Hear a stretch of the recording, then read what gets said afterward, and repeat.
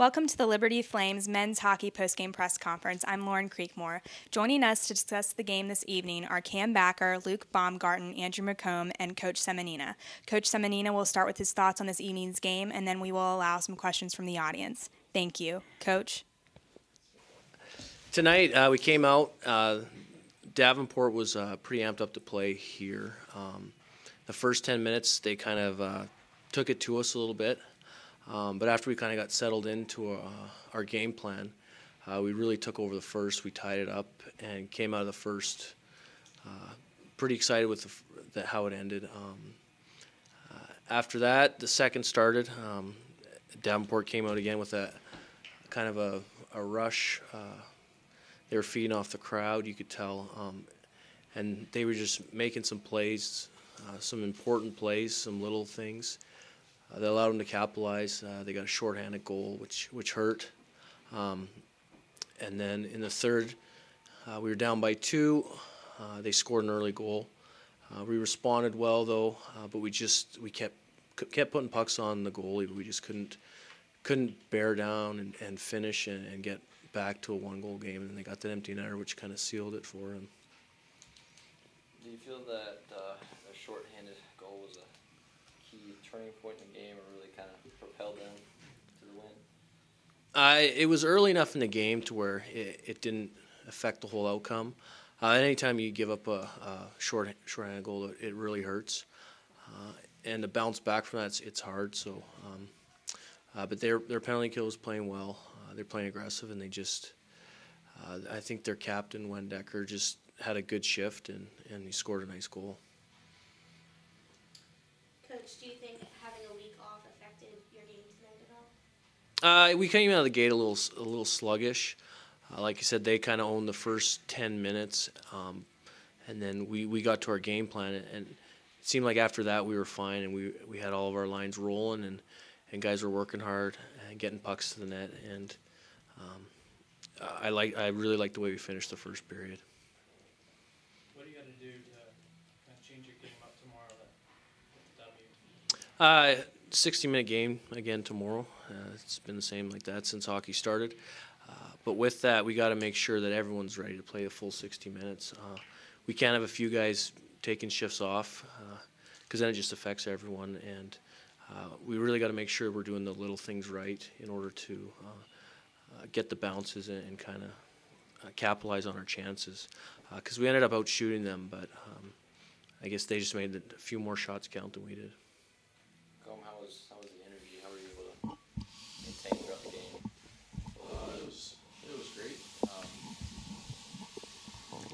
It was great. It was good. I didn't just kept my mind off of it. Didn't think about it as much as I can. And I mean, when you get out there and you get your first few shifts under your belt, you don't really feel it anymore. You don't really think about it. So it was good.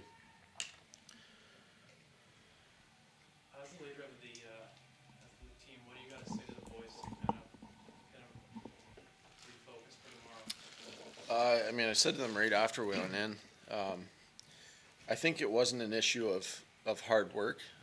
I think we were working very hard tonight. It's just all little technical things. Defense shooting pucks into the shin pads, forwards not coming back where they need to. We just need to sharpen up our game that way, and our skill is going to take over. I think we got a very skilled group.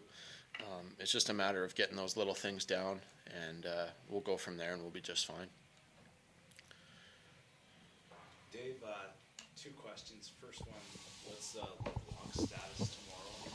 And second one, how's the officiating in your eyes tonight? LeBlanc should be good to play tomorrow. I just looked at the game sheet, and yeah, because you never know how the refs are going to write it up. The officiating was there at times. I mean, you can't blame the game on them because we had a goal where the net was off. They had a goal when the net was off, which is identical plays. And again, the games are always spirited, so there's a lot that goes on that it's hard for the ref to control. But I think overall he did a good job of controlling the game and kind of taking care of the major issues and letting a few of the little things go. It looked like above, though, there's a lot of stick work that kind of went without calls. Did you guys see that on the bench or no? Yeah, I mean, they know our top players. We know their top players.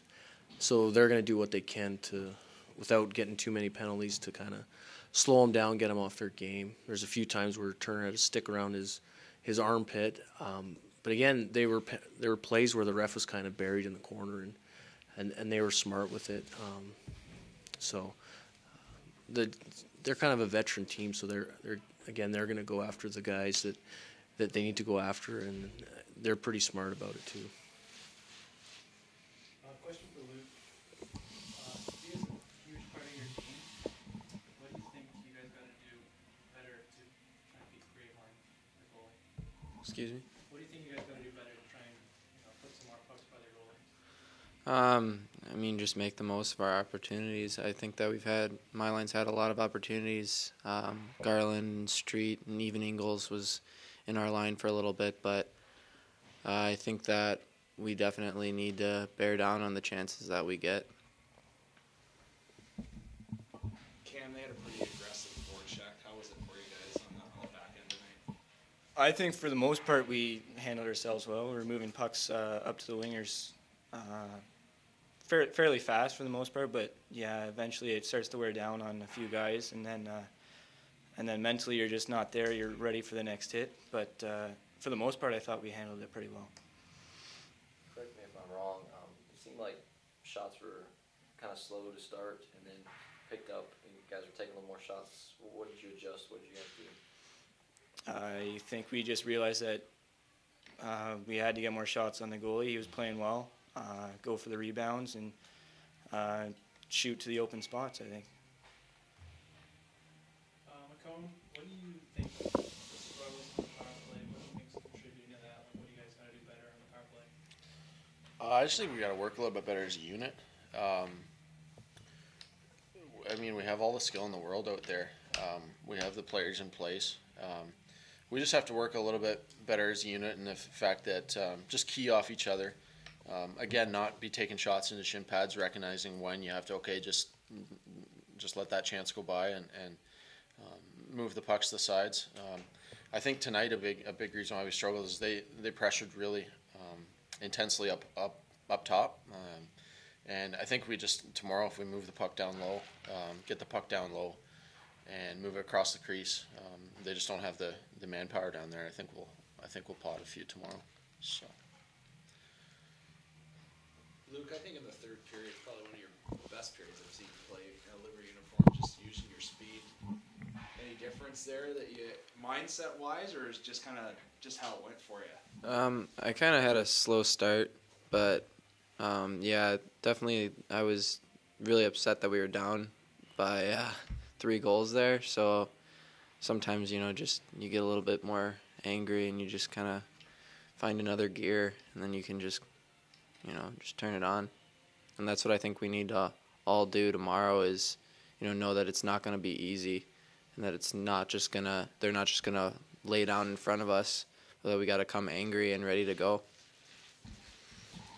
Dave, after you kind of had to make some lineup changes because LeBlanc got ejected, things seemed to start going maybe a little bit better at times, like with McComb centering the unit there and reuniting Turner, Garcia, and Kerr, I believe. So, think you'll stick with that tomorrow, or?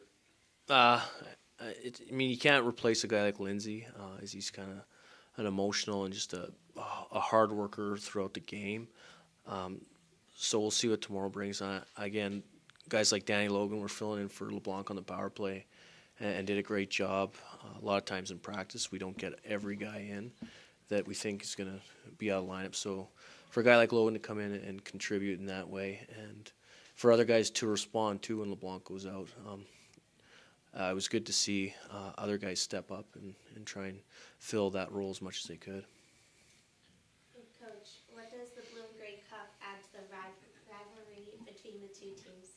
Well, when you play a team throughout the year, you can beat them a certain amount of times, and you have that personal pride. But now that there's a cup on the line, there's something that you get to look forward to, and it's just that extra little additive that kind of heats up the rivalry and keeps the games and the players kind of emotional and really into the games. And you could see it out there tonight, where this is probably our most emotional game of the year by quite a bit. And whenever Davenport comes in, that's going to happen. And now that we have this Blue and Gray Cup, it just keeps adding kind of a little fuel to the fire.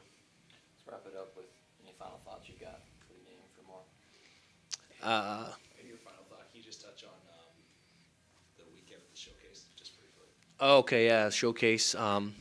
Our first road trip, our first 2 games, we played really good teams. Oklahoma, we actually outshot also, and they just came up with a 1-goal win. We were right in the game. We almost tied it up a few times. And then Minot was a good, big, strong team, and it was a 3-1. But they really capitalized on their chances, and we kind of had to convince ourselves that we could play with them, because at first we didn't really believe it, but by the end of the game we understood that we were just as good as them and that we could play with them. But it's just that realization that we're right in there. And then after those 2 tough losses, to play a morning game against Robert Morris, Illinois, who's a real good team.